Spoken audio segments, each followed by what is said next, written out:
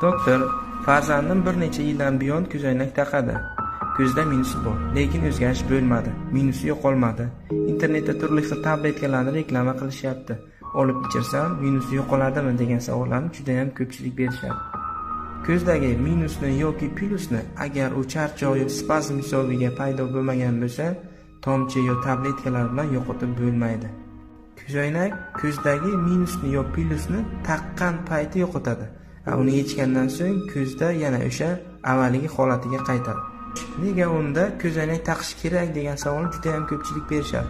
Birinchidan, ko'zoynak ko'rishni yaxshilash uchun, ya'ni uzoqni yoki yaqinni tiniq ko'rish uchun taqiladi. Ikkinchidan, dankasalikni oldini olish uchun, ya'ni ko'zoynak taqmasa ko'z ishlamaydi, danka sabab qoladi.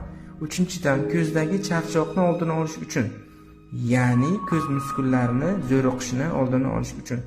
To'rtinchidan, xavfsizlik. Hayot sifatini yaxshilash uchun, yo'lda, ko'chada yurganda, mashina haydaganda, o'qishda hayot sifatini oshiradi va xavfsiz qiladi. Xo'sh, ko'zoynak yoki kontakt linzadan qachon qutulish mumkin desangiz, 18 yoshga to'lgandan keyin ko'zdagi minus yoki plyus o'zgarmasa, lazerli korreksiya yoki gavhar almashtirish yoki gavhar ustiga linza qo'yish orqali amalga oshirish mumkin. Bizning klinikamizda bu amaliyotlarning hammasini amalga oshirishimiz mumkin.